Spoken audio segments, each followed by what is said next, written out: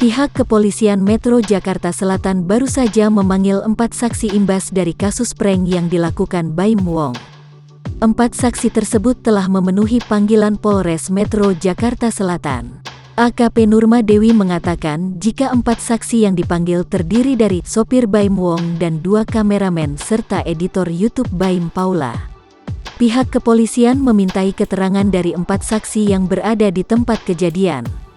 Kemudian, yang kita mintai keterangan adalah 1 driver, kemudian 2 kameramen, kemudian 1 editor, ucap AKP Nuram Dewi, dilansir dari Tribun Seleb, Selasa tanggal 25 Oktober tahun 2022.